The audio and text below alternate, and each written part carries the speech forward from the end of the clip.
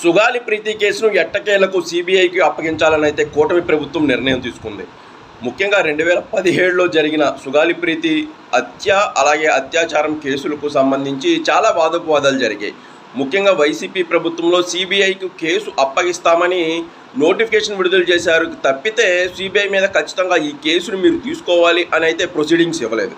దీంతో సుగాలి ప్రీతి గారి తల్లి పార్వతీదేవి గారు దీని మీద హైకోర్టును ఆశ్రయించారు. హైకోర్టు కూడా ఎందుకు మీరు ఈ కేసును తీసుకోలేదు అని సిబిఐని అడిగితే మా దగ్గర స్ట్రెంత్ లేదు అని వాళ్ళు అఫిడవిట్ దాఖలు చేశారు. దాని తర్వాత ఖచ్చితంగా దీని మీద ఇది సెన్సేషన్ అయ్యే కేసే అని దీంట్లో చాలా విషయాలు వెనక దాగున్నాయని పార్వతీదేవి గారు హైకోర్టులో న్యాయ పోరాటం కూడా చేస్తున్నారు.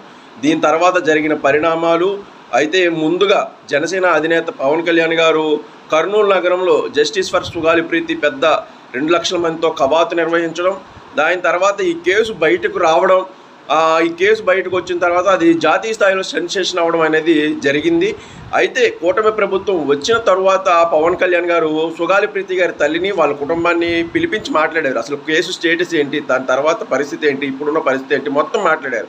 మీ కుటుంబం యొక్క ఆర్థిక పరిస్థితి ఏంటి, అసలు ఇప్పుడు ఎలా ఉంటున్నారు ఏంటి, కేసు వివరాలు తదితరాలు అన్ని వివరాలు తెలుసుకున్నారు. తర్వాత అప్పటి డీజీపీ ద్వారకా తిరుమలరావు గారితో కూడా మాట్లాడిన తర్వాత హోంమంత్రి అనిత గారికి ఎండార్స్ చేశారు. సిఐడి అధికారులతో కూడా మాట్లాడి కేసు ఏంటి పరిస్థితి ఏంటి అని ఎప్పటికప్పుడు వాకప్ చేశారు. వాకప్ చేసిన క్రమంలో అప్పట్లోనే ఈ కేసుకు సంబంధించి కొన్ని కీలకమైన సాక్ష్యాధారాలను ధ్వంసం చేశారు, లేకపోతే సాక్ష్యాధారాలను పక్కదోవ పట్టించారు అనేలా అయితే అప్పట్లో పోలీస్ అధికారులు దీని మీద స్పష్టం చేశారు. అయితే పార్వతీదేవి గారి న్యాయ పోరాటం మాత్రం సాగుతోంది.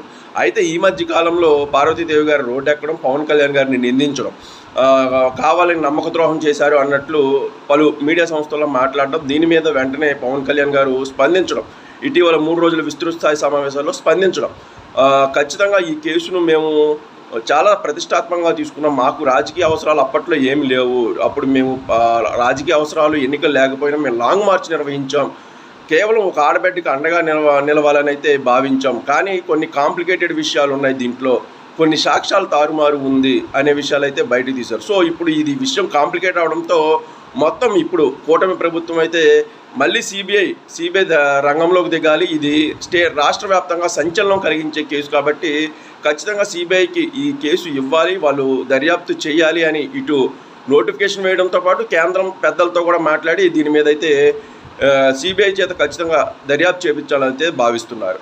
సో ఎప్పటికప్పుడు అప్డేట్స్ గురించి మన ఛానల్ని ఫాలో అవ్వండి, అలాగే వీడియోలను లైక్ చేయండి.